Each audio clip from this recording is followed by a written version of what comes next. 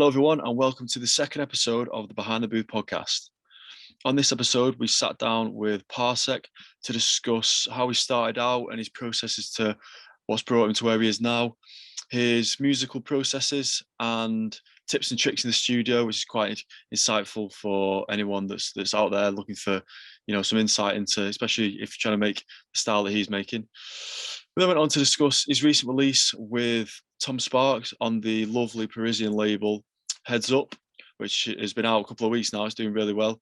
And then we went on to discuss his role with the new label Push, which is him, Tom Spark, and Yogi P. So talking about the brand, what they're looking for going forward, and the kind of style that they're pushing. Then we went on to just talk about music now and what he's got coming up, what he's looking forward to in the future, and everything after all this is over.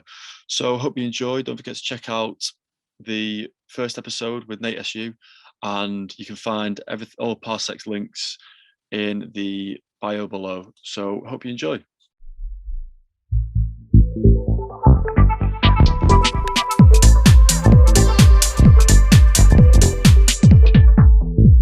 Every day. Yeah, there's a light at the end of the tunnel though, mate. It's looking promising. Yeah, it is, man. It is. But, well, for me anyway, I'm not working. I don't know about you guys. What you been up to? I'm not. Well, I've only just recently got a new job, which is good. It's like paid by the day. Paid by the day. Listen to that, paid by the day, not the hour. So I could literally start at 8 or like 9 and then finish at 1, and I'll still get paid for the full day. Yeah, they're sound jobs. They are. Yeah. You've not been working, mate. You've been making tunes, have you? Nice mug. Me? Yeah. Yeah. Sorry, mate. Present for Christmas, like. Love it, mate. Jokes. Parsec branded, mate, everywhere. It's right, lad. Free promotion. Well, yeah. So what we'll do, mate, is like we've got like a series of questions, just going through your journey and all that. So, we'll just see how long it takes, mate, and like don't feel rushed or anything. Just on like going as in depth as you want. And then at the end, like we've got a bit of a lightning round, just some daft questions, so I might catch you off guard there. But we always do some stupid questions that are just you hear and you think, oh, yeah, I haven't thought of that. But it's quite funny. So it's just sort of a bit different than our formal. Yeah, it's not just like what do you do, music. It gives you a bit more to think about sometimes. That's it, mate. Yeah. So what we like to do and what we're going to do going forward is always go back to the start and how you started out. So how did you start out? What's the Parsec story? Right from the beginning, mate. To be honest, I've mentioned it many times. I've entered, like, listening to the music just through going to the rave, just with three mates. Music started out just listening like proper deep house. If I was to say first electronic music I was listening to, like I've said this before, like Duke Dumont stuff, like early stuff. Yeah, this is like 9-10 years ago, now. So like quite a while ago. So it was sort of that entry point. At university here in Cardiff, obviously I've stayed here, so the city helped, to be fair, like push me the nightlife here and the events that were going on at the time obviously influenced that a lot. There was a night here called Shangri-La, I've mentioned before. Shangri-La, yeah, heard of that. Yeah, we heard it. Yeah, so we knew lad James and Nick, good guys, ran it, and they were very consistent with it and brought in the good acts all the time. Obviously the Hot Creations guys all the time, was Richie Ahmed, Patrick Toppins, and Sydney Charles, people like that. So that was good to latch onto the scene at the time at uni, and there was a good crowd. So that kind of got things going here in this city, uni-wise, if that makes sense. Yeah. And then it kind of just developed for them, and just developed a good group of mates. Pulled the back, used to go on too many nights out, too many after parties, practicing. And obviously that's when it just got learning to mixing and stuff like that. And then a couple of the boys grabbed like a pair of CDJs and decks and whatnot, and then that was the end. Then that was it. Really. So would you credit everything to university experience then? Yeah, mate. Sorry, there's a noise in the background. Do you want me to go restart it? I can't hear anything, mate. It's all right. Yeah, it's all good. I can't hear it either. Yeah, go for it, mate. Go for it. I don't know what the hell she's doing. Like. There you go. Sorry, boys. Yeah. So, carry on. Just to credit it to... Sorry, Brad. Just to credit it to your university experience and kind of getting into that group of mates and experiencing the nightlife. That's your introduction to the scene, was it? Pretty much, mate. That was the entry point, yeah. Because once we've all of us started to get into it a bit, deeper and properly, and obviously music taste started to shift a little more, from that more commercial side, finding into deeper roots. Yeah. So you're going on holidays and going to events and stuff and that together. So just developed from there really, and obviously progressing, learning to mixing, like I said, that just led down the route into production really. Yeah, it's the classic analogy of everyone starts out with the tree trunk and then branches out into the different branches of deeper electronic music, isn't it? Yeah, it is, mate. You have to go through it, I feel, obviously to find your sound, definitely, as well. It always evolves, doesn't it? So exactly. Yeah, so you're always shifting, and obviously if you've gone through as many genres as you can, liking and disliking, and finding your music that way, you're going to have a deeper, better. You're experimenting, aren't you? Yeah, experimenting with what works for you. I feel like the pickier you are with your music, sort of the higher quality and taste you've got. Yeah. You know what I mean? And you develop that by obviously going through as many genres and listening to and going through as many stuff as you can to try and find what it is that you really, really like. Exactly. You very much start with a wider scope, and you're very experimental and open-minded to what you want to hear. But then I feel like as time goes on, like you just said, you filter it out into a very finite sound, and then once you go forward from there, you know what you're happy with, really. That's it, mate. And when you're searching for music, you know what you're looking for. But what's in where was it you went to uni? Was it Cardiff? Yeah. So yeah. You've actually still it's from down south, aren't you? Yeah. Yeah, I'm from Somerset. Yeah. So I'm guessing, obviously, in Somerset, obviously the scene's not there at all.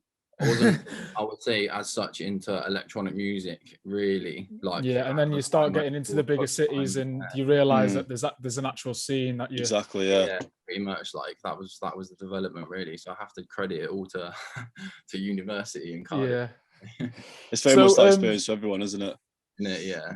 So moving on, where did the Parsec concept come from? How did you kind of figure out that's what your Elias wanted to be? And so at the time, it was more to do with me sort of having a word with myself about taking this seriously. Now, it was just my nickname at the time. Everyone calls me Gates. Don't ask. It's long. Nothing even related to my name. I've just been called. It's just stuck from school or something like that. Yeah, mate. You know how nicknames stick since you're young. So no one knows me as that. So I just called myself Gates, and it was just a bit more of a nickname stuff. And then I was kind of right, if we're going to do this now, let's do it. And obviously, just the sound that I really like at the time, even though I may not have been producing it at that time, was proper, hard modular, spacey sort of atmospheric. The few sounds at the time, but big club tracks, and I just wanted to so Parsec, sorry, I should explain that first, is the unit of measure of distance of space-time. I think one parsec is equivalent to 3.2. Yeah, okay, I get that now. Yeah, so what I kind of picked out from that word, I wanted something based around space because I wanted my sound to be spacey. More than anything, because I really like that sound, and that's the sound I really wanted to push, especially with Inter as well.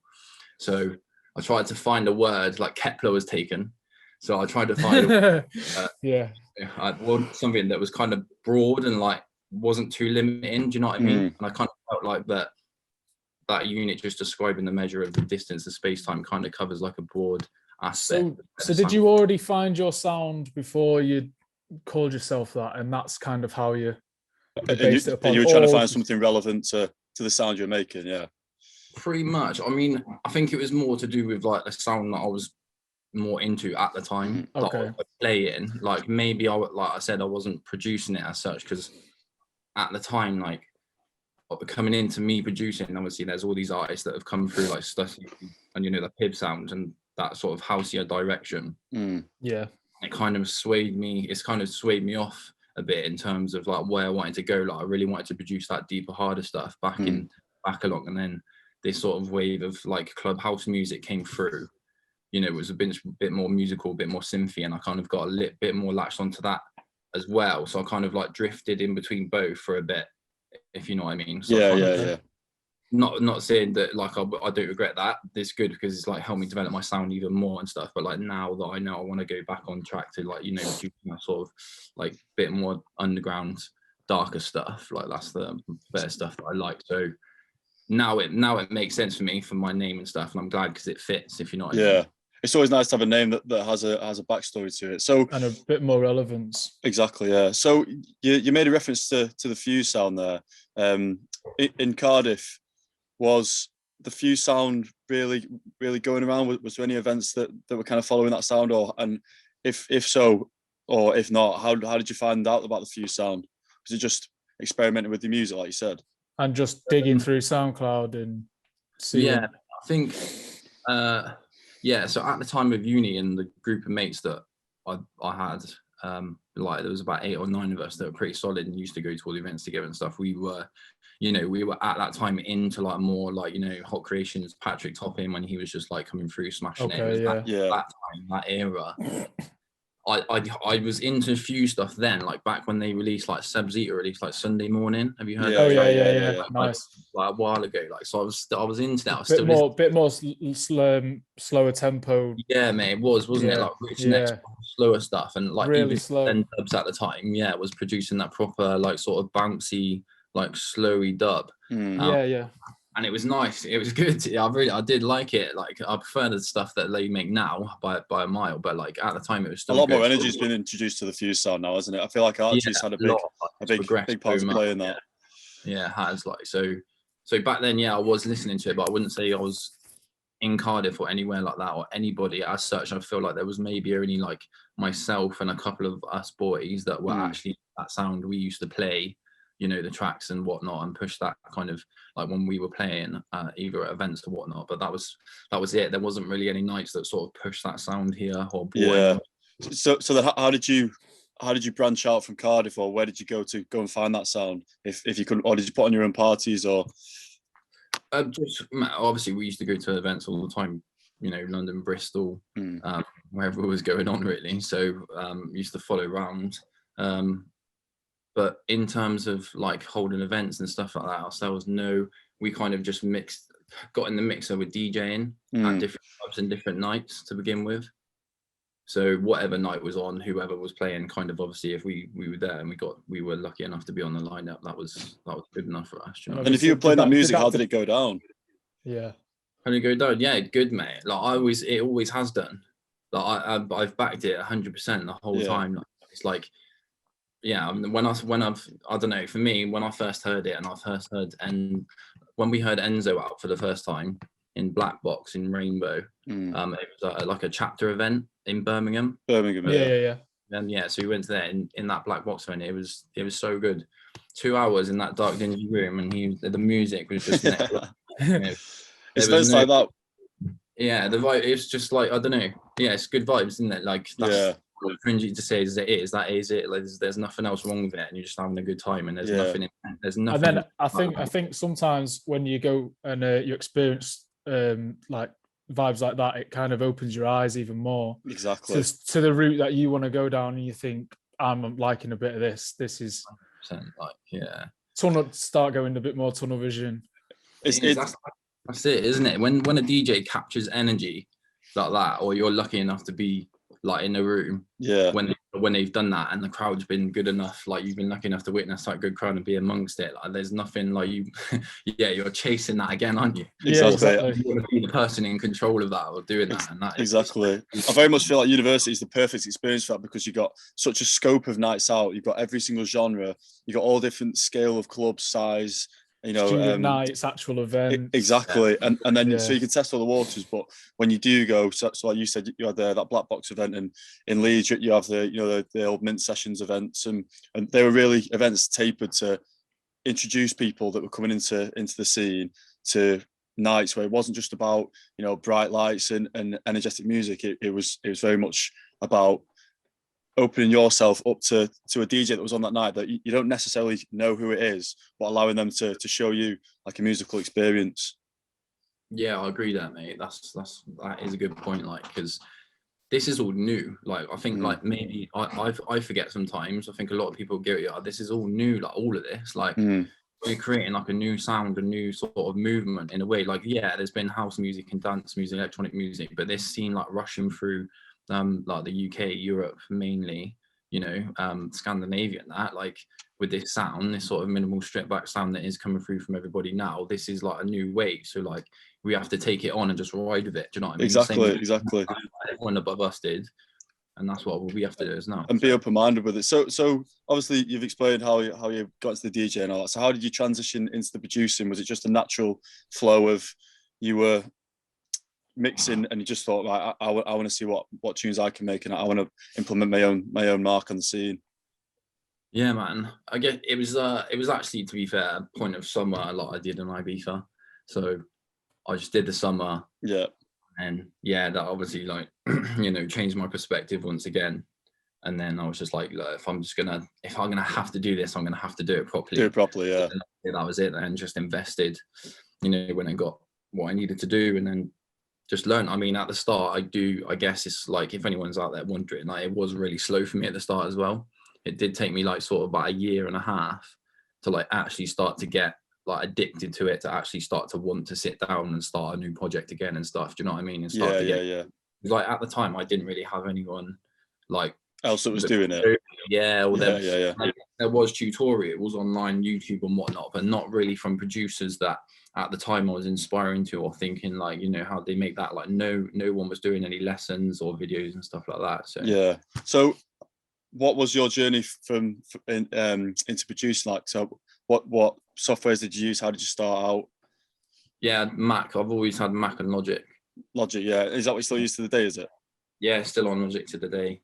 I've not switched to anything else. So stuck through. Have you even tried with Ableton, or have you just come? I've been on it a couple of times, like with doing collabs and things like that with other people. But have you found that you find it quite hard to transition across? I don't know. Individually, I think with my knowledge now, I don't think it would be hard, because I think they're both exactly the same. Yeah. Like, there's a lot of arguments with people saying this is better, that's better. Yeah. But it's individual. It's just probably locating things within the software. It's the same thing. But if you invest 5 years into something, if you invest 10,000 hours into something, you know, you're always going to prefer that one because you invested so much time into it. Yeah. So why change a winning team, innit? Like, exactly. Yeah, exactly. So, I know you said about you didn't have anyone that was helping you learning. So what did you use? Obviously, you didn't have tutorials. So did you just delve into it and experiment and just see what came out on the other side? Pretty much. Like, I think, yeah, in terms of like learning individually, I did it all off my own back. Kind of there. I mean, obviously there was your tutorial, like I said, YouTube and other bits to help, but it was more like very scarce, wasn't it? Yeah, because I've just started fresh. It was for me more like learning about, you know, compression and EQ techniques and things like that, and information more on like mixing, etc. Rather than actually like creation, if you know what I mean. Obviously, creation and learning how to use Logic was just all off my own back, and just took me as long as I needed to get to, you know, where I did. So if you were starting to produce now, then how do you think important the platforms like DeMarzo's, EMC, and Josh Baker's Syntho like podcasts would you like go down that route if that was there back then when you started, or yeah, I would have to probably admit, yeah, like at the time, if I was getting into it and there was those platforms available, yeah, I would. Yeah, because who wouldn't really? If exactly. You're really into it and you really want to learn and you're keen for it, they're amazing, them platforms, especially it like accelerates things tenfold, doesn't it? Oh yeah, 100%. Your learning like process does become quicker. The only thing I will say on it is that I've been asked this a couple of times, like with clients that I have sessions with as well. They've mentioned, and it's a lot of people say I have quite like a distinctive sound, and I would say that quite important, or if you wanted to reach that, really to like sort of go on your own a bit more. Yeah. Even though, try and word this right, even though like you can pick the same samples, you can pick the same sounds as somebody, you know, like as somebody on the tutorial. Yeah, but it's the process of making a track, and the process of how you do things and which way you do it and what plugins and that you're using that is going to make the final product. And if that process has been copied by somebody else, like you've copied that process from You're going to be somebody making that same sound, aren't you? yeah, like directly. That's it. Is going to happen. So yeah, it's them platforms are amazing. Like, you know, pick up as many tips and tricks and ways to do as you can. And but I feel like creating your own unique sound and, you know, like sort of creating that individuality, like your own process, your own workflow is important. Yeah, it's a very good point, because you should almost, you know, watch the videos, take on what you can, but then take on certain tips, but then when you move into the software, implement your own styles. So just take little ideas from here and there, but don't copy it, you know, word for word, note for note, and all stuff like that, because like you said, everyone's going to be making the same sound, and then it's going to get very saturated, isn't it? It's true. Yeah, I mean, yeah, and you'd hope to think like people are doing that, you know, that is the idea, like, and obviously I express that artists probably do express that as well. But yeah, like that is to reach the point of your own individual sound. As it may take you 5 years, 10 years, 15 years, but you will still get there if you put the individual graft in. Do you know what I mean? So yeah. So when you're making your music, how do you make it original? I guess I have. I do have the same sort of sounds that I head to quite a lot. Yeah. Do you have the same? Do you have like a Parsec folder? A kind of a sample, your like own sort of, you made your own sample pack sort of thing that you go to every time, and you'd be like, right, these are the specific sort of sounds that I'm aiming for. Yeah. Is that kind of what you do? I've got like, I use a couple pieces of hardware, like some drum machines. So I've got like, you know, my same samples that I kind of go to on there. Okay. Obviously with each individual track, you know, maybe they might be slightly processed in a different way as such, and they might sound, you know, slightly off different, or some tracks they might sound the same, you might notice it, but yeah, that's the way I go to. I don't know, I found it took me a long time to find the right samples. I don't know about you. Okay. Yeah. And when and it's that's ideally gaining your sound as well, because then you'll keep going back to that, and then it'll become like a regularity within your music. Yeah, pretty much. Like, and once you've got those samples and you've been searching for years to find them, stick them in a folder. You just want them, yeah, and you don't want to give them away like they're yours, you know. Like, you kept them in your suite now, you've got to use them. But so and goes back to the point of like why change a winning team. If you've got the samples that they work, on the finished product, then why not use them again? You know, to get like. So you said that you've got hardware. What's your favorite piece of hardware that you use? And do you use it in every track? Shall I show you? Go for it. Yeah, go for it, mate. Electron. Nice. Nice, okay. Yeah, drum machine. I mean, to be honest with you, I'll probably just big up Electron anyway, like, because all they get sick. Like, I swear by it, to be fair. As soon as I got that, like, changed the game, really. It changed up, yeah. So are you transitioning from kind of in the box to out of the box now? Yeah, both. Like, I use everything. So I've got like the rhythm, I've got like the Electrode 2, I've got the mini log, and I've also got the model samples from Electron as well. Nice. So I've got quite a few little bits to play with, like hardware, and I usually sort of go to those places first. Like, also whilst working with stuff on the door as well. So like, it's just having multiple options to go to, really. Exactly. And with don't limit yourself. And with the Electron, did you find it quite tedious to use at the start? Like, was it quite difficult to kind of get your head around, or did you just kind of figure it all out quite quickly? I guess it did. It was at the start. It was like a little bit of a couple of months process, to be honest with you. I mean, I'm still learning it now. Like, I only know it probably 75% now, if I'm honest. Like, it's got some unbelievable functions on it. But so I'm always learning with all of it, really. But at the time, it was a long learning curve. And with that, though, because it's a nice drum machine, and it's probably top of the market drum machine, I would say, like, alongside the MPCs and stuff, because it has the sort of same function. But once I've learned that, and I learned it, I kind of was like, okay, right, like, I know how to use a drum machine now. And then, like, everything else started to click, you know, drum machines, VSTs, and all the synths and everything like that. Just started to click, and it all just started falling into place. Yeah, I know how to use this now. This is what's going on with this and that, you know. And I think that once you use one piece, you've got it. Gives you more knowledge just from learning that into everything else. Yeah. And you look at it and you think, right, I can do this now, and literally know what that means, because I didn't know what that meant like 2 months ago. Yeah, definitely. Sort of thing. So what's your workflow when you're making a track? How do you start out? Do you start out playing around on the Electron and then delve into the melodic side of it, or? Yeah, usually I say before, I usually just start with drums, go from my low end. I create the bass, kick and bass first.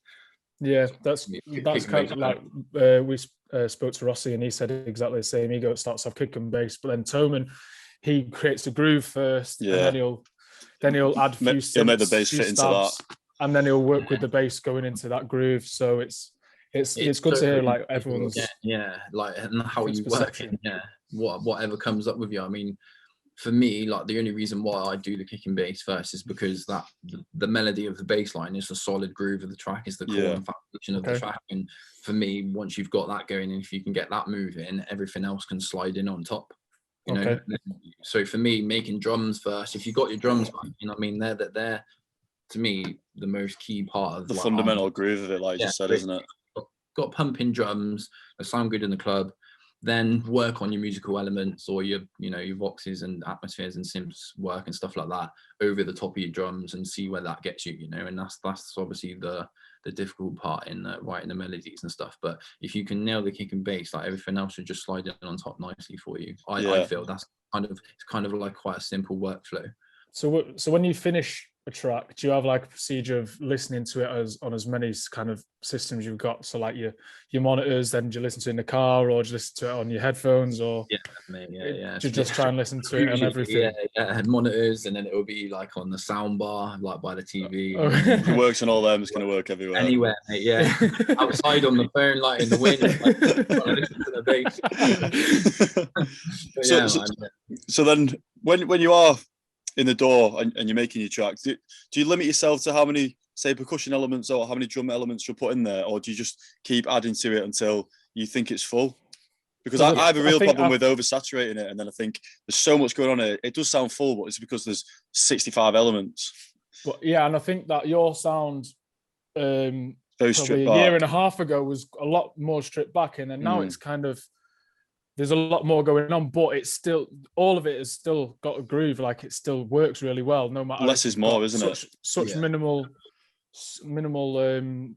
samples and stuff in there, and one shots and whatever. But then now, like listening to your new EP with Tom Sparks, that's much more about it. Like, well, much more involved within the samples and stuff. Do you know what I mean? So I know what you mean, man. It's I guess. Yeah, I agree. Like even when I had the release with you boys, like Parallax and Shimmer and thinking, they were kind of a lot more stripped back in terms of like how many elements and what was going on in the mix, really. But it's taken me quite a while to get to this point of where I can kind of like get everything, solid in line and moving and get that and working together. Possible. I mean, it just takes work. It just takes work, and it just takes your ear. I do the same as you, and like, I just load it. Like I've got, I just all this hardware, like, so I just load whatever and just load sounds in, just get things pinging off each other. Like if things are sounding a little bit too clattered, like I usually don't tend to let them get clattered. The way I work in the process, like my flow, I would enter each sample in individually. It's long as process, like, but I do it that way because I know where every sound is and where it's going then. So nothing ever sounds clattered as I'm going along. But if it does, I'll just take it out and, start that bit again. So you'll go like kick, hi-hat, snare, clap. You'll do it. Is that what you mean individually? I'll go like kick, bass, clap. And then in my percussion sounds, because I like to put in all my perks like over the kick and bass and clap, so I know where they're going, so I can kind of hear what that sounds like. Then I put all my hats on top because they kind of have bass in between, and then from there, obviously, then I'll just kind of, any other drums want to come in, I'd build up on top, and then because I just have such a problem with oversaturating, thinking I'll add this, and it does work. Like I'm not saying it doesn't work. Obviously, some sounds don't work, but if I throw things in, I feel like the groove's there. But then I feel like at the end of the track, when I'm arranging, I'm just like, there's so much going on here. Like when you're like a main drop, it sounds full because it is full because there's so much going on. Whereas I want to transition into the sound that you've got now. Like me and Brad always say this, that if you add the right elements, you don't need to add so many of them because they should be bounced off each other and they should be working. Prime example of that is Coral O'Connor. That's a great shout. So stripped back, like I reckon he's got about 9-10 elements in some of the tunes, but the whole track is our class, right? He's a great producer, like and the low end seems so thick and exactly and fat, and that's all you need. Just fat elements up. nice and thick, so they just pump him and you know, make it sound, it's your ears more than anything. Most of it is just tricks most of the time, like making you think that the groove is sounding fuller than it is. Yeah. It's just flat and It's just filling that frequency range, isn't it? If you fill the frequency range, it's going to sound full. Whereas you've got a big gap missing. Yeah, exactly. So going back to the Electron, I know we keep bringing this up, but I'm just really curious. So when you're adding each individual element in, will you solely do it on the Electron, or will you add stuff in the software as well? Yeah, both. Yeah, both. As I'm going along, I'll just like fit in whatever idea is coming into me. You know, like, as I said, I'll do that process, what I just mentioned before. But obviously, as the process is along, I'm finding sounds. You know, I'm obviously flicking through my Electron or flicking through my sample packs on Logic and stuff, like finding sounds. So it's whatever sounds I land across at the time as well. If that makes sense.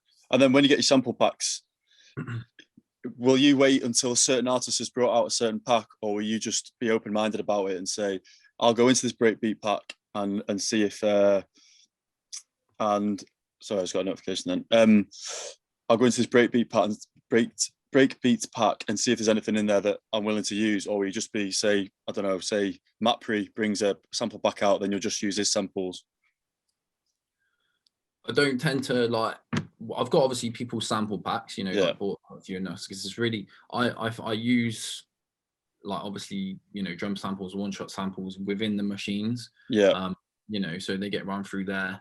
And then if there is like sort of any sort of easy synth samples and pad or atmospheres like to use, then it's really easy to use. Like I use them, but I use them in my own way. You know, I still put my own modulation effects and stuff and that on them, you know, to bring them into the mix. So unless you can hear, but I think that's the point of the sample packs. It's nice to pick up the sounds that are already there for you. Exactly, ready to go. And then make them unique in your own way.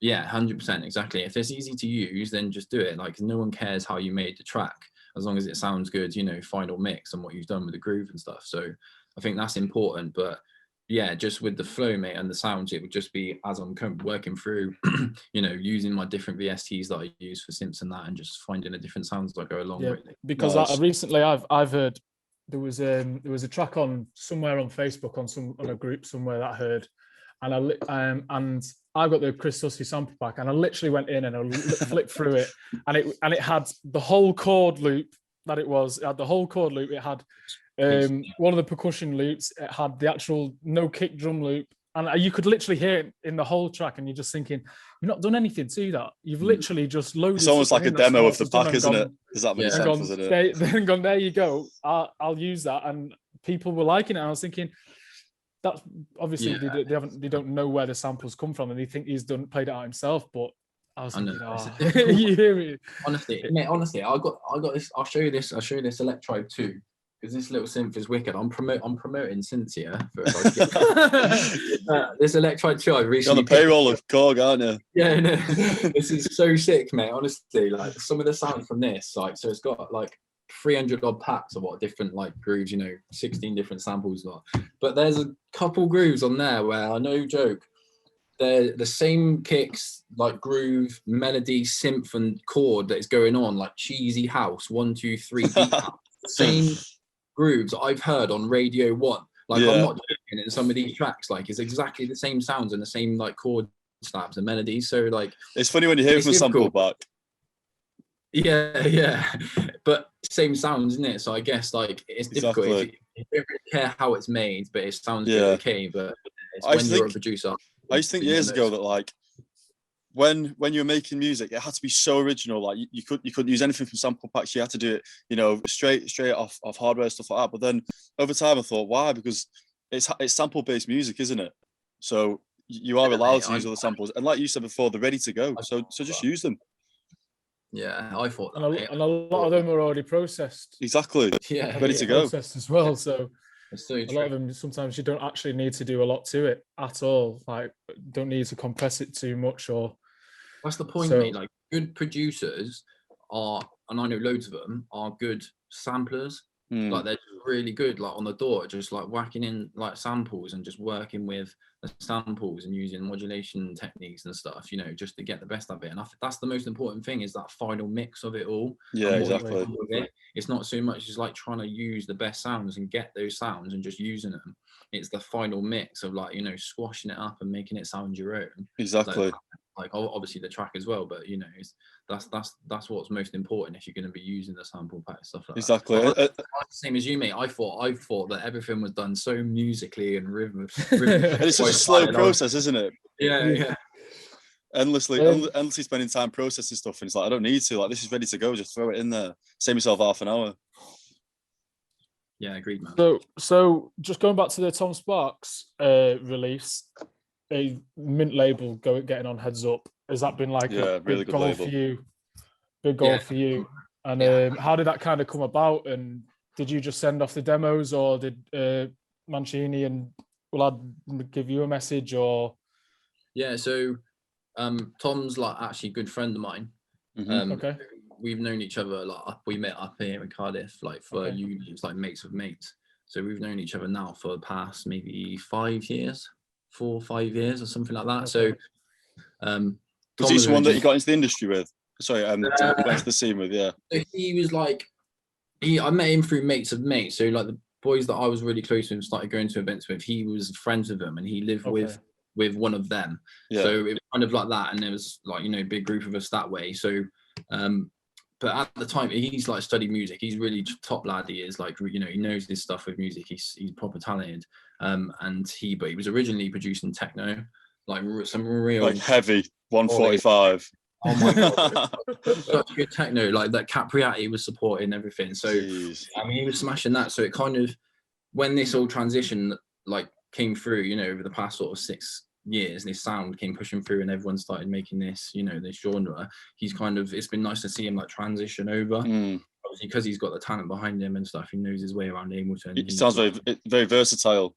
Yeah, man. So it's been good. So obviously, yeah, to like link up with him properly in the studio, because we don't live that far away from each other. We did do quite a while ago now. So I think what it was I think we made quite a few, 3 or 4, I think, and then we just sent them out as promos.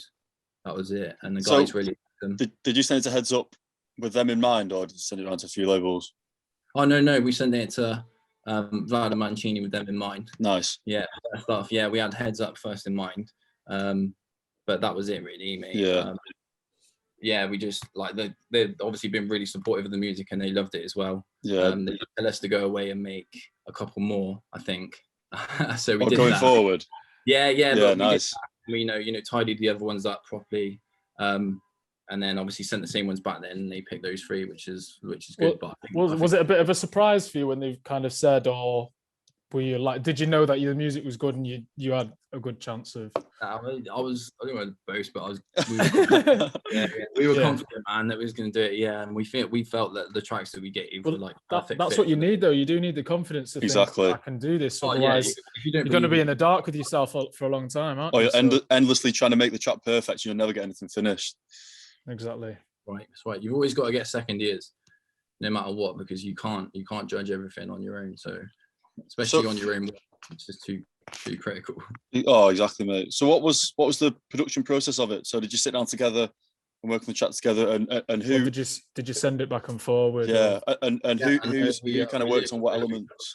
Yeah, we live close to each other, so we just mixed. You just add studio sessions. Yeah, pretty much. Like it's good to work with him. Obviously, learn the stuff that he knew, but like that's when I've like used Ableton. So we used Ableton for those tracks, but obviously okay.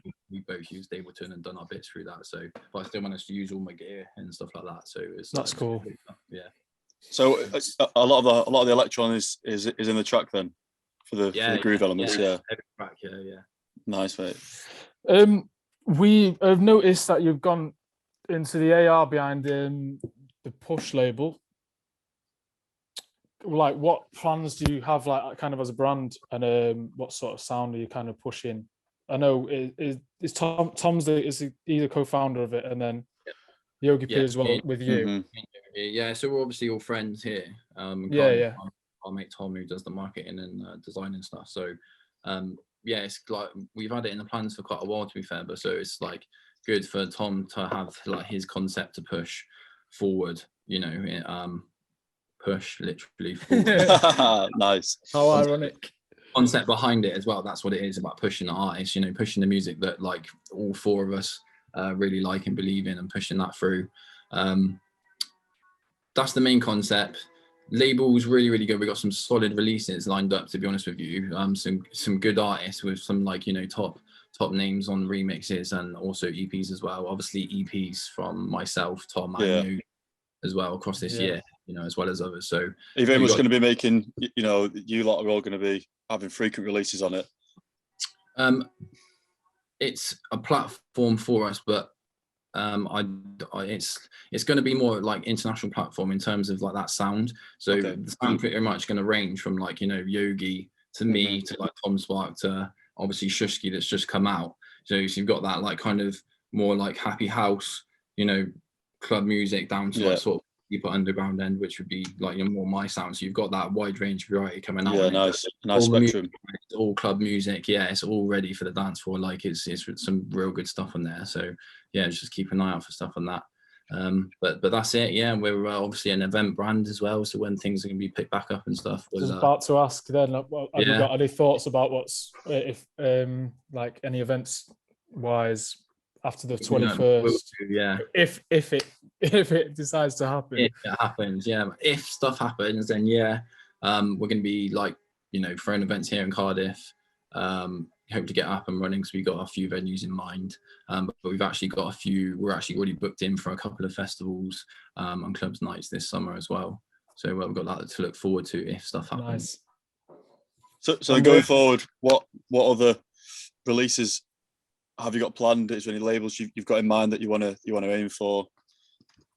At the moment, I'm quite set for the year. To be fair, now it's next 6 months or so. Yes.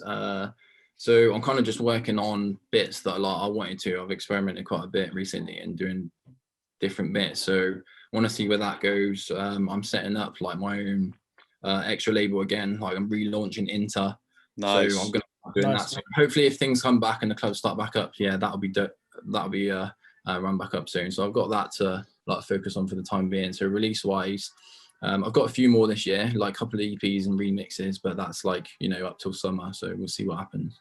Nice. What are you if this does properly happen, what kind of you're looking forward to the most about? Playing, man. Playing.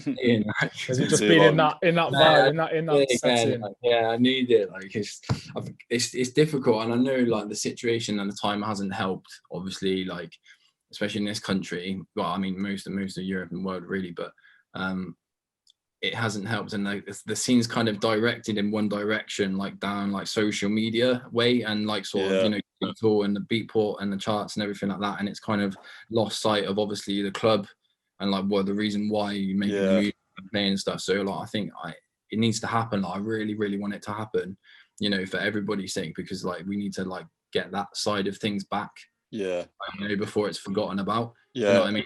And not to be dramatic, like, but that's do you know what I mean? So it definitely needs to shift back into like you said, into the hands of the music venues and the clubs, and it being all about being on the dance floor and connecting with people, rather than, it wasn't so much transitioning to a corporate side of it, but it was very much like everything was on social media, and how did it look on pictures, and how many people are attended on Facebook and all that. And it's fundamentally, it's not about that. It's about getting into a club, connecting with people and hearing new and fresh music. So I think the past 12 months has been a catalyst for a lot of people, that they've created a lot of new music. So when everything does kick off, it's going to absolutely explode. It's going to hit the ground running. All the DJs will be wanting to play. They'll be playing every week, or there'll be so much new music. Clubs will be have a year's full of music in the library that they've not used. Exactly. Especially on a big system. I mean, hopefully, you know, things like settle down and they are okay, and we come out of this healthily, you know, because like you said, like there's nothing wrong with the business side and corporate side of things, of like, you know, with labels and releases and like your brands, your event brands, but like the main fundamental aspect of it is for us to be having a good time. Exactly. It's the enjoyment of it all. Like that's why everybody puts it in, for the enjoyment. Can't lose sight of that, and I think it's important. So it's that fact when you first walk into it, or you get in the queue, or you're coming up to it and you can just hear it, and it's that like you just know you just got that thought in your head, like I know what I'm in for. Everyone's itching for it. Crazy. Well, so what was your last night out? Because mine and Brad's was, so we had Mint reopening, didn't we? And then we had our event at District. with Damaso and was Aaron, that the wasn't it? last one? I think that was the last one. I think my last one was Rich Next to Me. Where else? I think. When was that? Like 2020 or like? That was last year, yeah. March. No, I think my last remember. event was it was Fatboy Slim at Wales Project. But I went there because my mate he knew the manager of someone, and he was like, "Do you want to come, mate?" And I hadn't been to the new Wales Project venue, so I thought, "Oh yeah, come on, let's go." But the new Wales Project venue is insane at that Mayfield Depot. It's literally it's on a festival level. Huge, isn't it? It's. I've heard good things, to be fair. Oh well, that room 2. I'm trying to think. Room 2, I don't like that room 2. It's so boomy. It's kind of got that same sound as DC10's main room, and that's so boomy in the bottom end. What I mean, I know.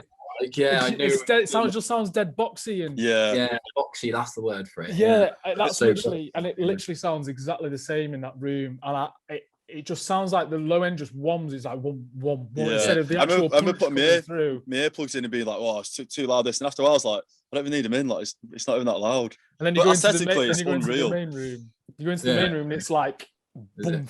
It's like being big, stood in front of the main stage at Awakenings or something. It's just slamming your head. Exactly. It's a crazy venue. So, what was your last night out? Mate, do you know what? I've got a feeling. I think it was the last time I played in Manchester at Surge. At Surge? Oh, nice. That was the last one? That was like October, November 2019, I think. Oh, no. No wonder you're begging for it, mate. I had like. Frans, you've got any skin on your arms here? You scratch. Yeah, mate. Yeah, so it's been ages for me, to be fair. Like, even like, obviously, I even played there in like a cable club. Yeah. I've only been there, so like small venue. I like small venues. Like I like it. And we always say this, don't we? Yeah. Small things. It's good to see everything on scale. Like going back to the Wales Project, you see it on scale and you think, wow, this is what it can be. But at the end of the day, there's no connection between the booth and the dance floor. So like me and Brad, like our second home's Min Club, and we were supposed to have an event with Fabe and Jesse Mass at Cable Club. So for us, like that's our bread and butter. What do you think of Cable Club? Because obviously it was April we were supposed to have an event there, but yeah, we were supposed to have Fabe and Jesse Mass. Wasn't it? Yeah, it's alright, to be fair. That room that I played in, like it's functional, isn't it? Like I like the set out. If it's just a simple set out for me, like it works. Like if it's just dark room, like quite low capacity, but like it's not too obstructed and stuff like that, then like I'm happy. Like it's good enough. But yeah, I mean, from that, so that was Cable Club. That was top night, to be fair, and I've obviously got to meet Jay and the Surge Boys as well. Yeah, Surge Boys are good. The last time I went to an event, boys, was ages ago, like a massive festival or event. Like I can't even remember. What's one event you're going to go back to that you haven't been to when it all kicks off? Oh, Sunwaves, gotta be. Sunwaves, yes. We were supposed to go last year, weren't we? Yeah, we were supposed to go, but then we were planning like to just go like at some point. Like it's a genuine marathon. Is it 7 days or 5 days? And the music never stops. Yeah. It's gonna be hard work. And the music that's played, isn't it? Really, like. And like you said, with it being simple, it does look simple. It's on a car park with four stages. It's not these big festival lasers flashing everywhere. It's just very simple, and it's very much about the music. But it's got such a high reputation that's why everyone wants to go there. But got to missed out on that. Hopefully, it'll be next year, won't it? It's just the music. Like it depends. Obviously, it's all like I said, on taste and what you're into. Because like for me now, like it's annoying. Because like the pickier taste you have in the music, like the harder it is to have a good time. Like where you're going and who's playing. I can't listen to shit anymore. That's what uni does to you, though. I can't do it. Even just to be nice, to stand there, listen to it. I can't do it anymore. I'm the same. I'm at Union Leeds, and it's literally my mates will go out on the night out, and we'll go to like Walkabout or Yates or just wherever. Stood there fuming, aren't you? And I'm stood there, and they've got Jason Derulo blasting, and I'm like, please get me out of here, please. DJ Dave, come on, ladies, come on down to the dance floor. Happy birthday, Sheila. You're like, right, there's open. I can't do this anymore. Sorry, lads. Speaking of you clubs and stuff, what's your favourite club memory of all time? I've mentioned this once before, like, because to be the energy like in the room, well, it's DC10 Terrace. The energy in the room, like it was nuts. To be fair, not didn't even sound that nuts, but it just was at the time. Like, but night, it was such a good lineup. I think it was like Died was playing like a couple hours on his own, and then I think Dixon was in, but he actually played like quite a groovy set, like to match the Terrace. It wasn't really like Dixon, if you know what I mean. And then who came in then? It was someone else. Dixon's a massively underrated DJ. It was Circo Loco. I can't remember who else was after Dixon, but someone quite nice. And then it was Seth Troxler just on the lineup, but the Martinez brothers like happened to be there. Yeah, they always nail it. Always nail it. They're going back to back for like 7 hours straight.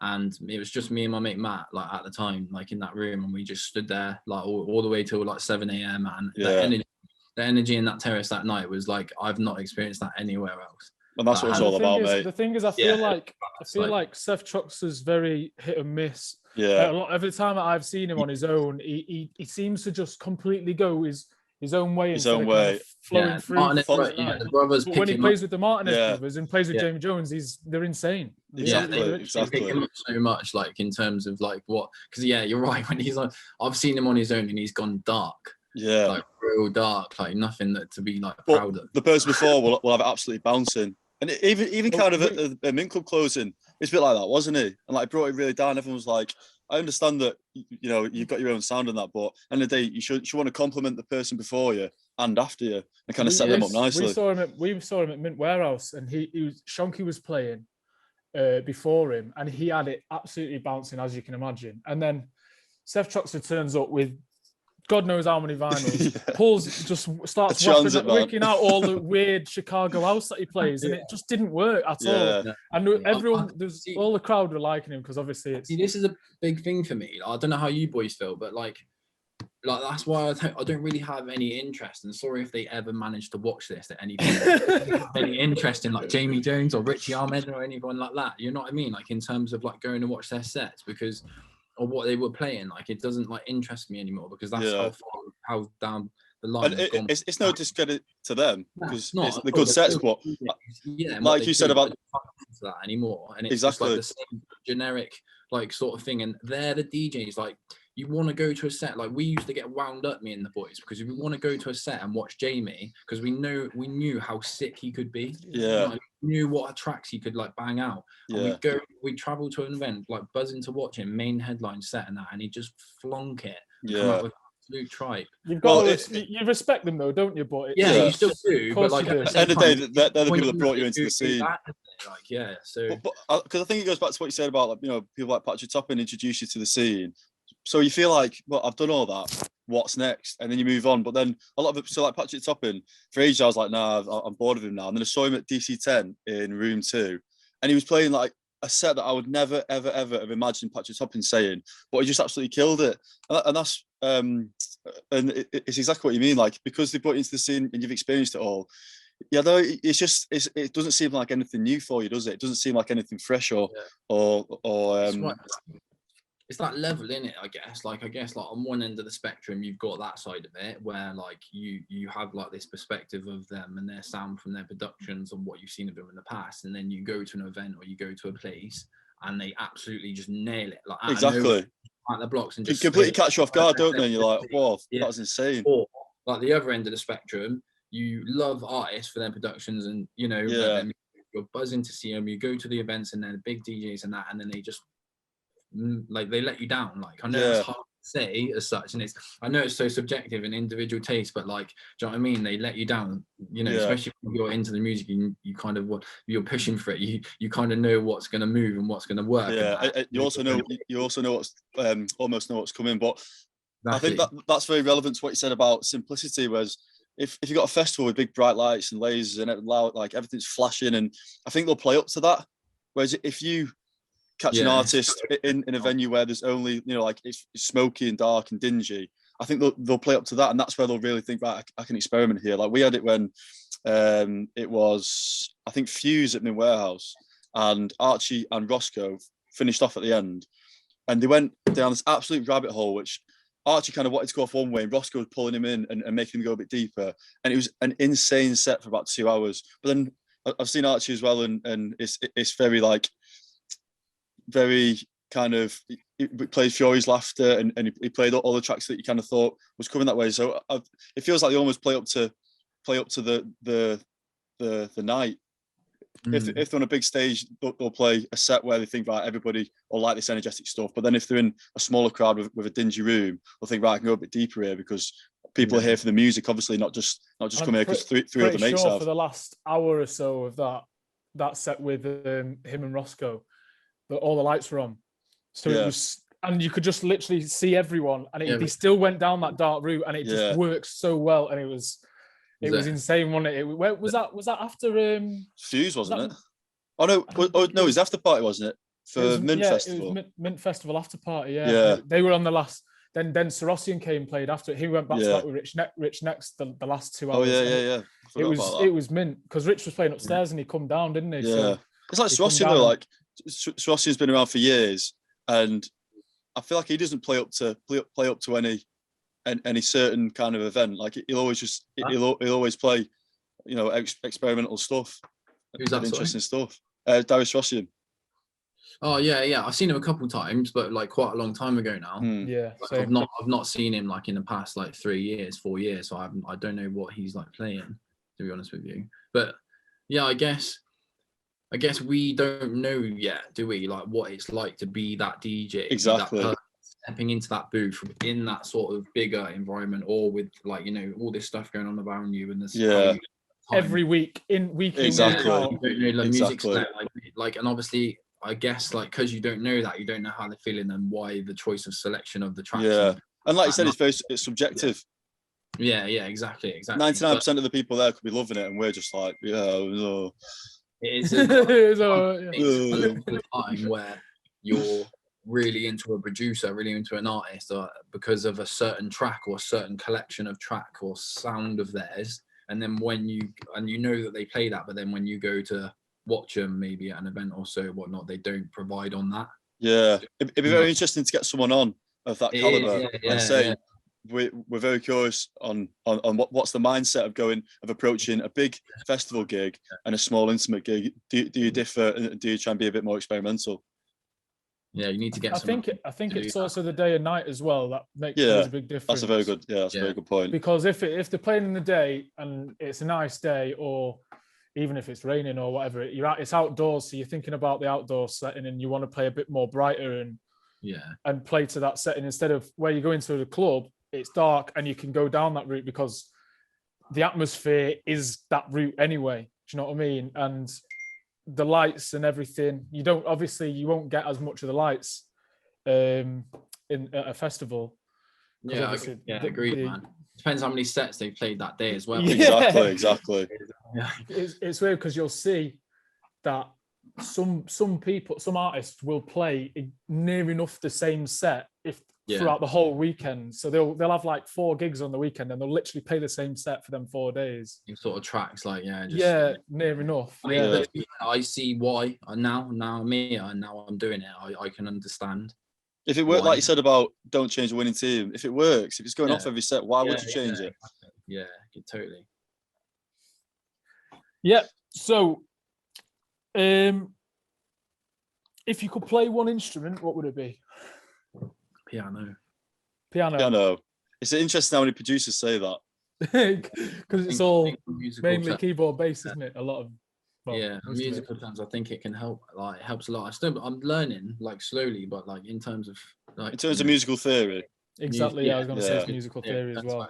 Saying no, but I think it just helps in the writing melodies, chord progressions, and stuff. And obviously that's a key aspect of it. So, with platforms such as Bandcamp, how important do you think they are for rising artists that it's giving them a platform to be able to put their music out? Because I've seen you've done a lot of stuff on Bandcamp recently, but then also for what we were saying about trying to find new music, delving into Bandcamp and finding artists that aren't very well known. How important do you think it are for those both sides?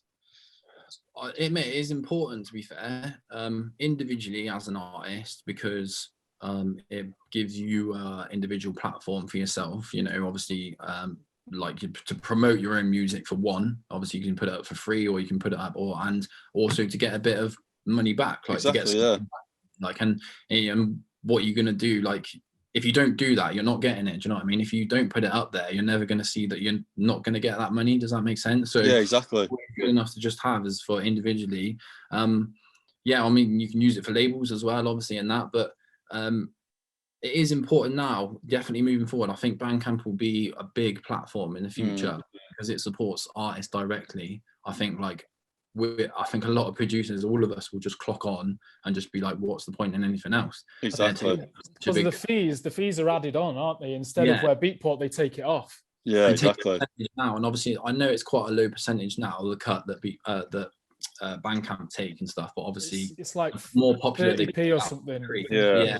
Or if the release is £2, it's like £2.30. Credit where credit's due. Through lockdown, they've done the what is it? The wave of the Friday. Fees, don't they? Yeah, and I think that's attracted a lot of people over. Yeah, it's wicked. Like, so, and obviously if people using the platforms to buy the music, especially for like our style, our genre, and like certain other types of electronic music. I mean, I know it's like there's loads other on there as well, but see a lot more like minimal sort of stuff as well. Yeah, definitely. Yeah, definitely. But it's easy to use, easy to access as well. And like I watched I think it was Josh Baker was chatting to someone on his Symphony podcast. I think it might have been Katie. I watched that one the other day, and they were telling me, or it might have been Rossi, if someone said that they had like Jamie Jones download. I think it was Rossi, yeah.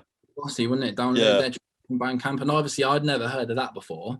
But like when he said that, obviously I was like, oh yeah, okay, I guess like there is that side of things where like he noticed that way. And it shows they're supporting as well, the artists, the bigger artists. They're actually paying instead of incentive. Yeah, like so it does happen. It is there. There is that opportunity. So yeah, it is really important. It's nice to cut out that the middleman, isn't it? In a way that, you know, Beatport, as good as it is, and as a global platform for all music, you feel like you get the music on there, but on the other side, especially revenue side, like they do take a big cut.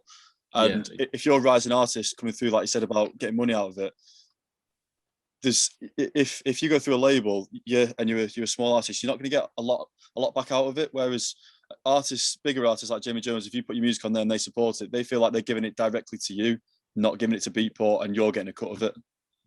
Yeah, obviously that's the main positive side of things with that, and obviously it's individual growth as well. And if you want something, it depends what you want. If you don't want to earn money and something back of it, then fair play. Like you don't have to, like, you don't need to. But if it's just something back for you, you know, even though it may not be something, it's just something back, and that's important. Like as you're going along, because even just those £1.10s dropping in to your bank, like adds up. And that, and you're just seeing, you know, it's progress, it's motivation a little bit more to just like keep making it. Okay, that person likes this track, like okay, that I can do better than that, and let's, you know, progress forward. It kind of makes you think that they're actually down to earth as well, instead of being such financially driven, such a big star, and they're so focused on their own music and the artists that they're friends with. You actually realize like there is that possibility of supporting, and you've always got to keep that in mind, because some people, if the music's right and they like it, they'll play it out. Simple as. That's all that matters, is if the music's right and it's good, then that's it. Like that's all that matters.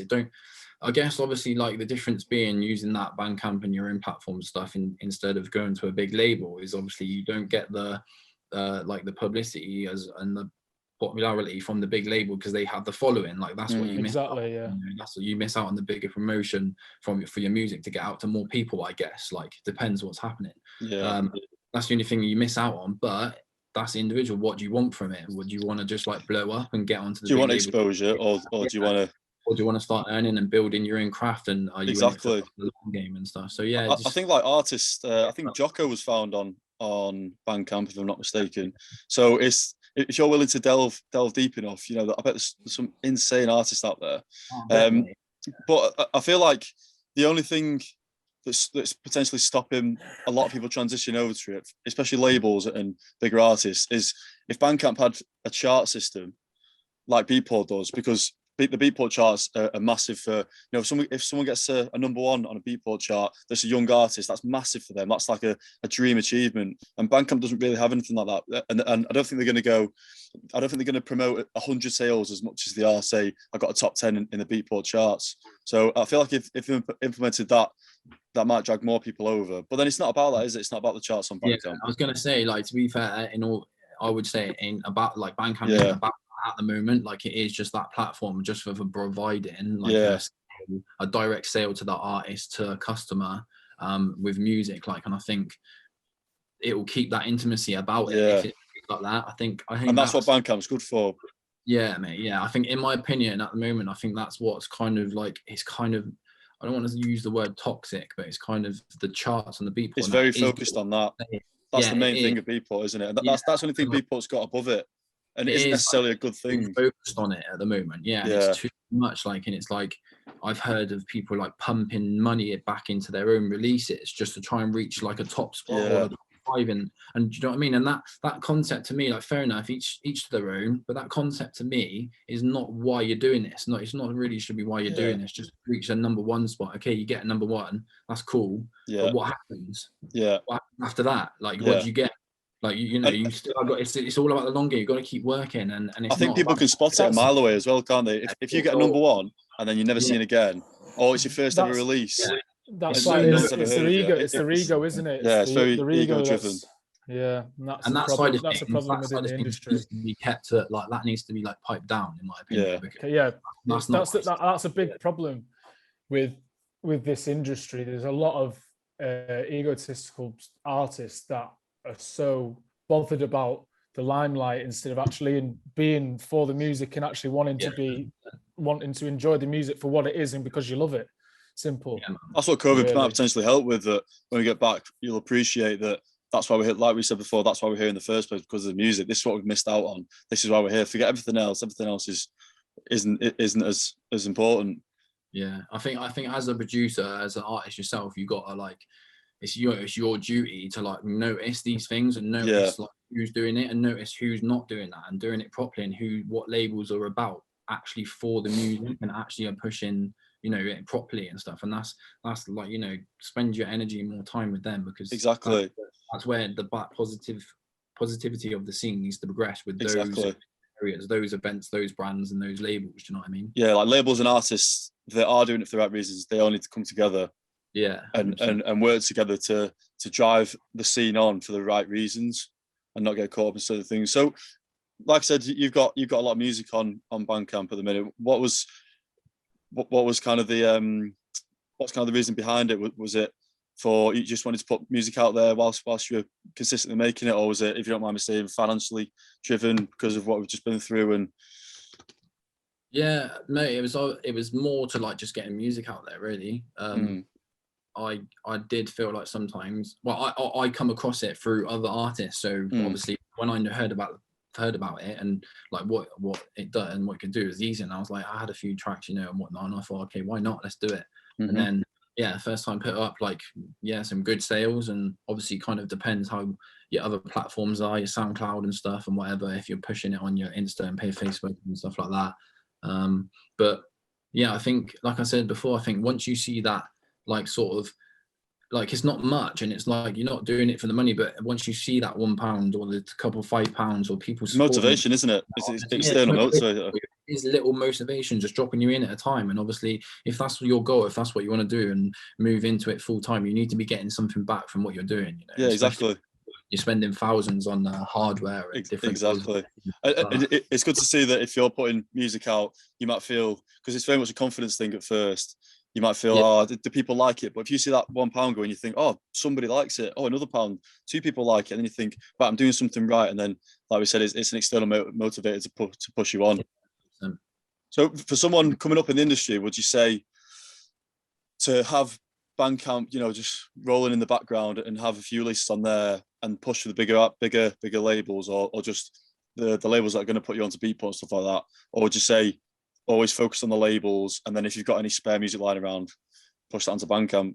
Yeah, I mean, I would just always say to anyone like you wondering, do it strategize, like do it strategically, like pick your labels that you'd want to be on, that your goal labels that you're inspired to, you play the music and stuff like that. And then if you want to do your own individual platform at the same time, but always, I feel like I have made the mistake in the past, and I've admitted this, that I have rushed things a couple times, maybe released a bit too early or forced like a release, when I wasn't 100% or whatnot, but no regrets. You learn from it and moves on. So strategize everything and make it exclusive, like make people want to hear more.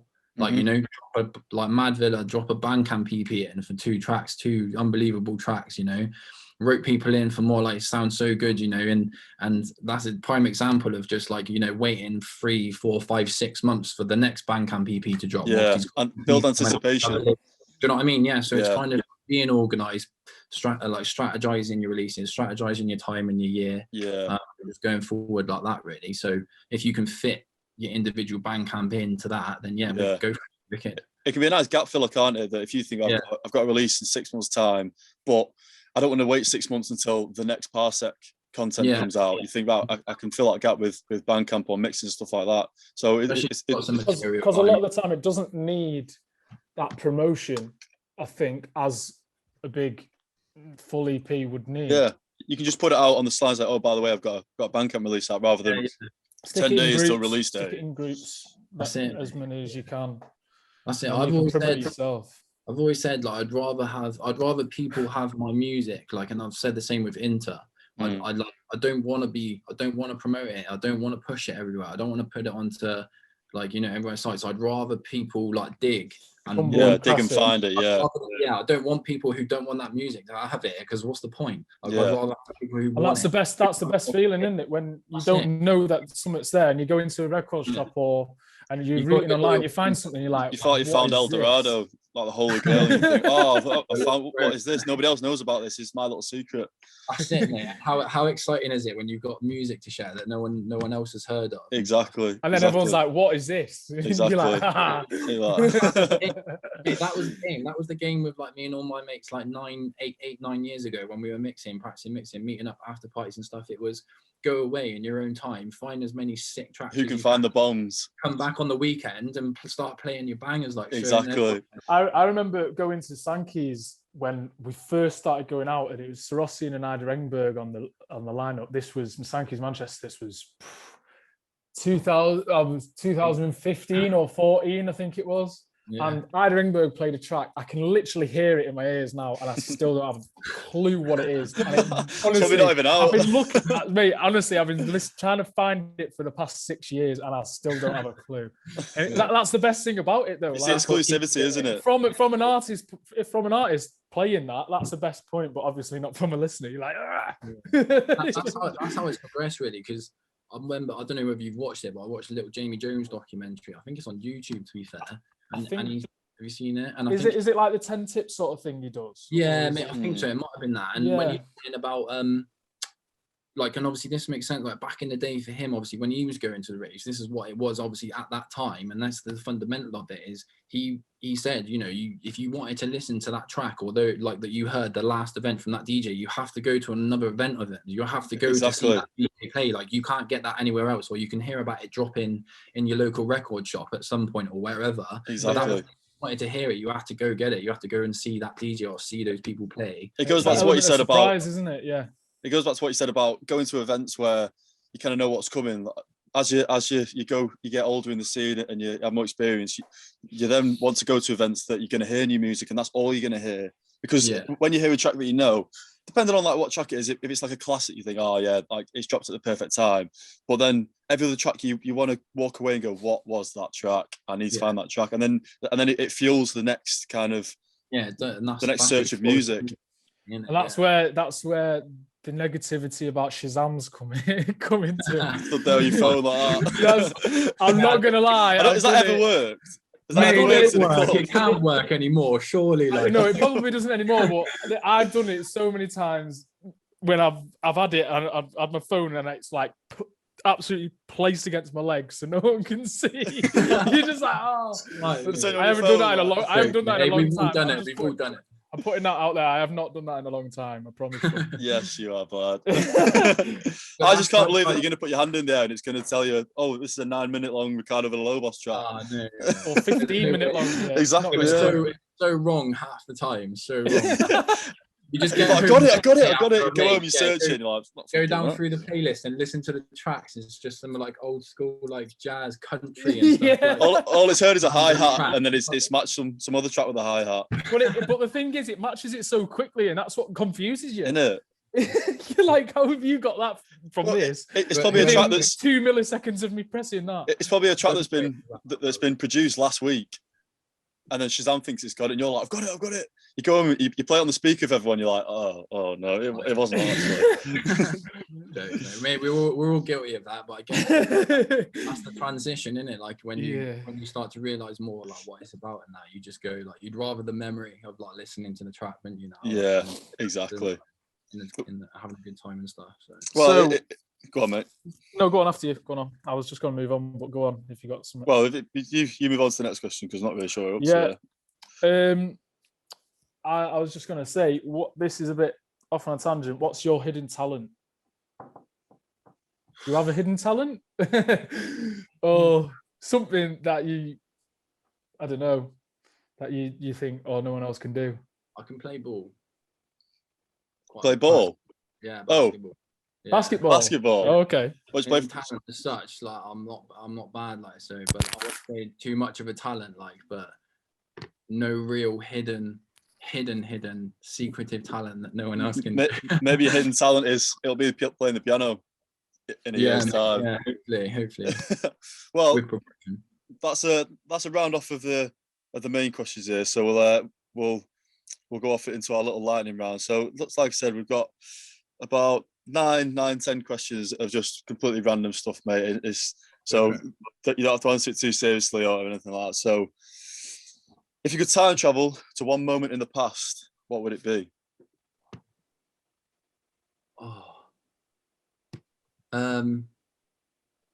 It's a tough one, mate. I asked Nate as you this, and he was like, "Go see the dinosaurs." I was like, "That's a good one." Yeah, mate. You know what? I watched something the other day, and someone asked someone this question, and they had the sickest answer, and I completely forgot what they said. Honestly, it was the same question, and there was a point in time where they go back to it, and I was thinking, yeah, everybody wants to go to that moment. But the only thing I can think of to go back would be, I don't know, I'd go back to 66. Well, it does. You go back or forward. It's time travel to a certain moment. Oh, forward then. I'd rather go forward. Where would you go forward? Curious, man. I'm so curious as where we're going to be in like 100 years, 200 years, to 1,000 years, mate. Yeah, you might go 1,000 years time. What's going on? It's going to be nuts. I reckon. No, so what did you say going backwards? Going backwards, the only thing I think of was going back to 66 when England won the World Cup. Oh yes, great shout. Madness. My granddad was in the squad for that. Was he? Which is madness. Yeah. He played, did he? Or was he? Yeah, wait. Go on, carry on. There we go. He was a Liverpool player, and was he? Nice. Yeah, it's absolutely sick. He's me and Brad have been sat on his on a Sunday watching. Was it an FA Cup final? Was it Tabs? He played in the FA Cup final against Leeds in '65. When we've been sat there on a few Sunday mornings, haven't we, watching it? There you go. If you can see that for Liverpool. Is it backwards? Yeah. Oh, yeah. Nice. That's class. No, and then he was in the squad for the World Cup in '66. He didn't play because the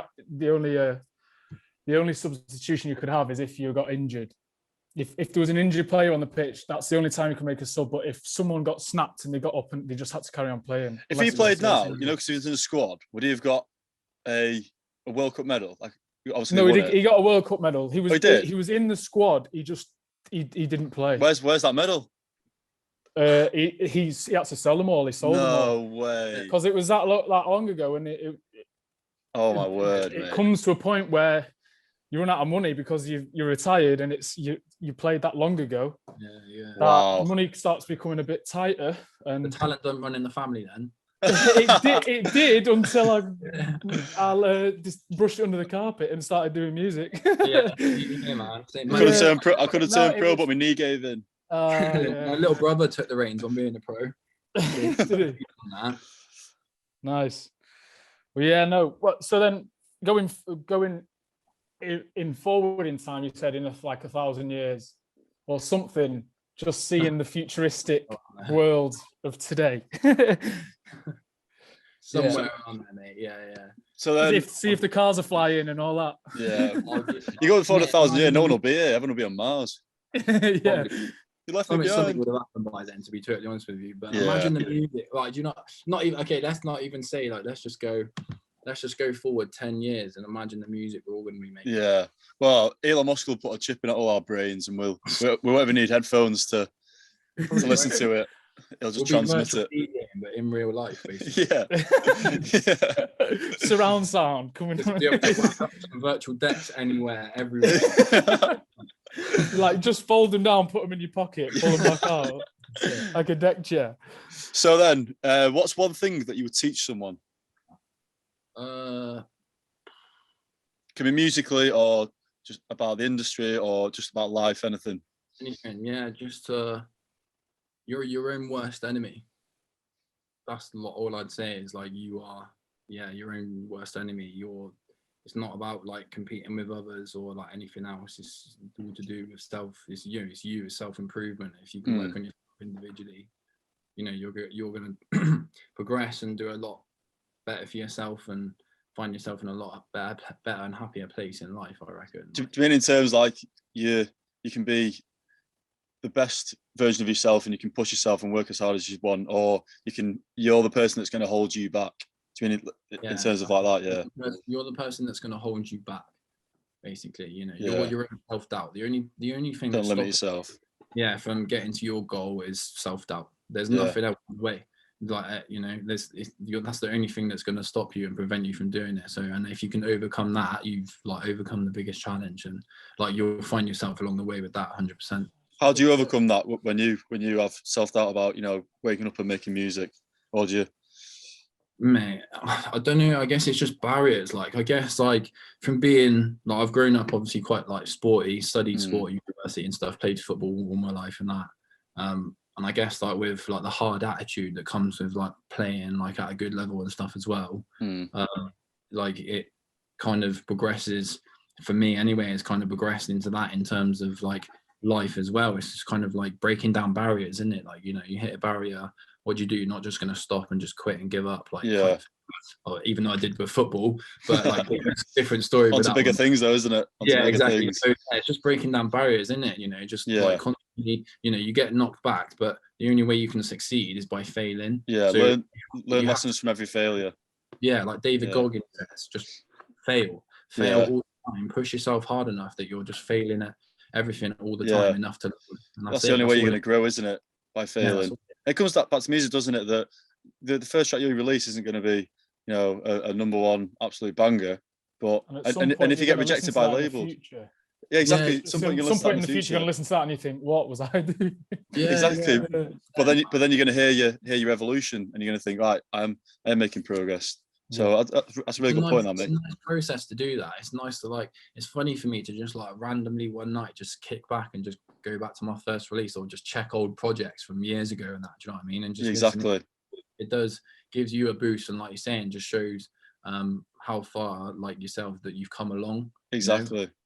Everyone's journey is individual. It takes different people different amount of time. Exactly. Especially with this industry, man, it's so cutthroat. Things are always changing in that. So you've always got to be evolving. And like I said then about looking back, you can very much get caught up in the noise of one release to the next. But if you zoom out and look at the signal of from where you started to where you are, it is going to be exponential. It just depends on how much time you're putting into it. That'll be the steepness of the line. Really, like with the Josh Baker's post the other day on the signal to the noise. Was so good and explained it so clearly. So exactly. If anyone like seeing that, they check that out. Read that because it's like makes sense. And if you're struggling, because this whether we like it or not, this game that we're in as producers, like with DJs and what, it is like sort of a race, and it is like no matter how humble and less egotistic you are. Mm. So when you hear someone else's productions and good tracks and like a real solid release, or they've got this gig and they're smashing it, you know, you automatically fires a fuel in you to be like, I need it, you know, I need to step it up, I need to do this. Like, Exactly. Exactly. Like, pushing even harder, and you see everyone else pushing else around you. Yeah. What the scene is everyone's pushing together, but at the same time, it also like lights that fire. Do you know what I mean? As well, Exactly. and that's what you've got to keep hold of. Like, yeah, It's surround yourself with the right people, isn't it? That yeah, you can use them as an external motivator. That like they're working today, and I don't want to, but now I've seen him doing it, I am gonna. But then it also brings them up. But then if you make a community of it, you're all pushing each other together, and then you're all gonna reach the top together. Yeah, definitely, man. I mean, obviously, it's so big at the moment with so many people making music. So there's so much inspiration for ideas and so much motivation out there now that, like, hopefully that this carries, and like, you know, it's not people not going to get bored, and it's going to continue. Right, it's a catalyst for good music. So that was a really nice point, that, mate, and it kind of leads on to the next point of what's your essential habit to success. I would say go back to failing. Yeah. Like, to success, you have to fail. Like, there's no other way around it. You can't just cruise like through somewhere. Like, yeah, you could have loads of money and you can cruise to doing whatever you want to do in life, but you've not earned it. Mm-hmm. Like, you don't do that, things will collapse around you. So always failing and always like learning from that. Like, because otherwise, like you said, when you're not progressing, and goes back to a point, like, I guess everyone has to realize this in their lifetime, but like, success isn't a place, it's not a point. You know, it's always constant. You don't reach it. Yeah, it's about the journey, isn't it? Yeah. If you think about it, if you don't have a good journey. And if you think about it, if you don't, like, if you're gonna fail, if you can't fail, sorry, life's too easy. Yeah, it's way too easy. You're not going to learn anything. I'll progress. Yeah, so you're never going to grow. Everyone's going to succeed, and doesn't work like that, does it? Exactly. So, on the last podcast with Nate, I made a point of saying you have to reach the bottom to get to the top, and it's been proper running around my mind, because the way I said it made as if like you have to reach rock bottom to succeed. And I didn't mean like that, but what I meant was you have to have to have failures in life to succeed, because if you get absorbed by those failures, you're never going to progress. Whereas if you hit the bottom, learn from it and understand what you need to do going forward, that's when you're going to grow exponentially. Oh, mate, think about every actor, mate, every sort of famous person, or every person who's done well from themselves. They have all got a solid, horrific, or of knockbacks and setbacks. It just knocked them into shape, just knocked them into six, and just they picked themselves up from that, and they changed their life, or they got that motivation from that. And you always hear it, like, from everybody. There's all these stories around, and I think it is an essential part. Like, you can't reach those points in your life if you can't hit, if that stuff doesn't happen. It's a love story, isn't it? Everybody loves those stories of someone that was failing, and then they got that break, and now they're successful. Everybody loves the success story there. They come from rock bottom. That's the work that it requires, Yeah, exactly. You back it up with the work that you put in, because you'll get these opportunities given to you, and if you're not putting that work in, then you're not going to make the most of them. Yeah, agreed. Should we move on to the? That's what we're on now. Yeah, a bit of easier, weird questions that will catch you by surprise. Some of them. Go on. Some of it. So, I think this is essential to every person, not who's listening, but in life. How do you make your cup of tea? How do you make your brew? Tea. How do you do it? Want a minute? Do you want a minute to think? No, coffee. Coffee. Go on then. Good man. Yeah. How do I make it? It would be coffee powder in, whatever I'm using. Yeah, beans, whatnot, and then milk. And then you put the milk in first. Milk in first. I have it milky. I have it milky coffee. Like, I'm a cappuccino person as well, so I have it a little bit milky and then the water in. So you don't put the water in first and then the milk afterwards? No, mate. I don't put milk in. But get the coffee all like stirred up within the milk. Oh, milky, and then top it up with the water. I'm not actually sure how I feel about that. That's how we do it down I'm top of the wall. Oh no. Right, anyway, we're on this podcast. You've ruined my day now. You actually ruined my day. Yeah, go on, you. Okay, so this is a theoretical one. If you had to get £10,000 tomorrow, but no one can loan it you, what would you do to get it? Put a Parsec track on Bandcamp. Yeah, mate. What, like say if you're in that debt or something. Yeah, someone's along after their you. lines, and you had to get 10 grand, and the 24 hours. deadline was tomorrow, and that this was is it. recorded, boys. I have to be careful. don't incriminate yourself. I'm wearing a wire. This is only for ages. No, so this will be used in a court of law. What we'll do, we'll cut it at this point and then come back. Realistically, you mean realistically in the world, like what I could do to go and what you could do, or if your back's against the wall and you had to, go above and beyond.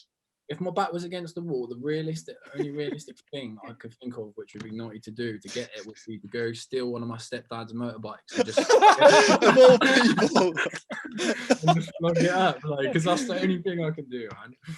Of all people, you could have said anybody, but you said your stepdad. He's gonna listen to this, and everything's gonna be under lock and key now. Like, you're not coming around here, mate. It's only because I know where they are. And you know where the keys are. And you're like, yes, right. You just incriminated yourself there, mate. I'm gonna send this to him afterwards. Yeah. Gonna get your ass kicked. Go on, that was a good one. Yeah, I like that one, mate. I like that one. Right. Would you rather fight one horse-sized duck or 100 duck-sized horses? I've heard this one before. I think I'll go with the one horse-sized duck, because I can't stand loads of little things being around me, too much of it. I think they'd overwhelm you, wouldn't they? Yeah, it's too many of them. But if you think about it, duck-sized horses, you could step on them, whereas a horse, you're gonna have to do something. Yeah, but there's too many of them, man. It's too unpredictable with angles they're coming at. At least you've got one object in front of you to focus on and fight against, But it's the size of a horse, so horses aren't exactly small, are they? I'll tell you what. I'll let you know, bro. when you time travel 1,000 years forward, mate, you might have to. That's what you might have to deal with. Yeah. Try and transmit a video back in time. Here's your thoughts. Okay, so. You're walking in a forest and you find a suitcase. Inside it is £1 million and a piece of paper stained in blood with the word "don't" on it. Would you take it or would you leave it, and why? Especially what's going on at the minute. I'm all about one-shot opportunities. So I'd take it, man. Yeah, I'll be running with it, man. That's not. But then there's the paranoia of soon as you take it. Yeah, what's coming? What's coming for? What is coming? What could happen? Exactly. Anything could happen. Could get kidnapped. Could get killed straight away, or something really weirdly random. I don't know. We asked someone this. And they said, "I'd take it, and I'd just hire a bodyguard for life." Like, yeah. That works. Yeah, you probably could do. Yeah, need that. But in terms of immediately, where was it? In the middle of a forest. In the middle of a forest, yeah. Oh, yeah. See, that's. I don't know. Yeah, immediately. I'm not sure. One shot. Oh, mate. What would you do if you found a penguin in a freezer? Leave him in. Good one. What would you do? Yeah, needed to be in there, wouldn't he? No, just.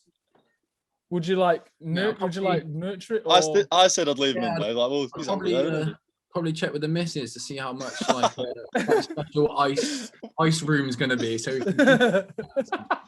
I'll see if you're having a roast on Sunday. You're having penguin. Yeah, I've got something new today. You've got a surprise on Sunday. You actually have to guess what it is. I'm not telling you. I wonder why I went to the zoo. You get 3/4 of the way through it, yeah, it's penguin, by the way.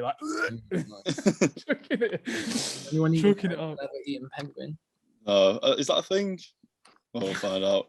And then there was another one based on a penguin. I'll stay on the penguin theme for now. Which is quite funny. A penguin walks through the door right now wearing a sombrero. What does he say and why? Why is he here? Hola, amigos. Hey, man. Yeah. Why is he here? To take me to the future in 1,000 years. Yes. To go, come with me. I show the future, homie. Everyone speaks Spanish and wears sombreros. All even animals. Yeah. All animals wear sombreros.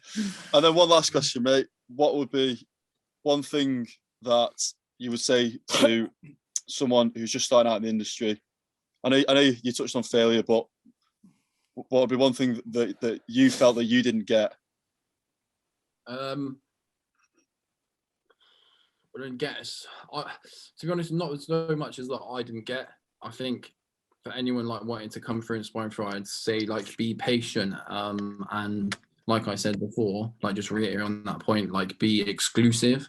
Like really make sure, like you're picking your labels wisely and you're picking your releases wisely and you're strategizing your time and where the music's going, because once it's out there, it's out there. And I think like I in the beginning, I didn't quite grasp that concept, like because obviously coming into it fresh. So make sure you're aware of that and push yourself in terms of like making yourself exclusive, like making people want to listen to your music more, like wanting more of it, and connect with the right people as well. That's obviously the biggest part as well, connecting with the right producers, especially the ones that you inspire to. I think that's the main, you go along in this journey and loads of producers will meet and chat to each other and link up, maybe even like spend some time like talking like quite closely or whatnot, but then sounds change and people veer off into different directions where the genres are going and you just never sort of speak to them again. But that's part and parcel of it. And you greet people, and I'd say those people that you get on well with and have a connection with in terms of the sound as well, music, stay close with those people and work tightly with them. Nice, mate. I think a big thing as well is networking. As well. Networking in the right area. People. As many people same mind as you sort of thing, instead of, because networking can sound quite saturated, like it can mean, just push the shit out of all your socials, like constantly being a nuisance and stuff and messaging people all the time, but that's not it. That like networking properly and picking out those artists and DJs who you want to like your music or you want the feedback and stuff like that. That's important. If you've got a label in mind, what's the step-by-step approach to that label, and what are the networking steps that you need to take to get to that label? For me, way I sort of would do is get to know your music and artists and get to know try and find out who the artist is behind the label and connect with that artist really sort of individually, because all these artists, we're all running labels, we all have the taste in music, and that's what it is. And if you connect with them individually and share your music that way, maybe things might be right for the label, they'll let you know, whoever will let you know. And I think that connection with artist to artist, person to person, is more individual. I mean, I know you can approach labels like through the label when you don't know who it is, but it's quite nice to know who is behind the label and know the sound and what they're into and stuff like that. And I think it helps a lot, obviously, on that first interaction as well when you start speaking to people. So that's a really nice point, mate. It's a really nice point to finish on. So for everyone listening, do you want to let people know where they can find you? SoundCloud, Bandcamp, socials, stuff like that. Normal. SoundCloud is just Parsec. Like all my releases and stuff will be under Parsec UK. So it has to be. There is another Parsec. But SoundCloud, socials, everything is just straight up Parsec. I am the only one in the UK. Yes. In a galaxy. Hopefully. But that's it, man. I'm sure most people would know where to plug by now. Wicked, mate. Perfect. Well, it's been an absolute pleasure to sit down with you, mate. And thank you very much. From both of us, wish you the best going forward. And hopefully we can catch up with you soon after June 21st. Wicked. All right, mate. Take it easy. Nice one, brother. See you later. Bye-bye.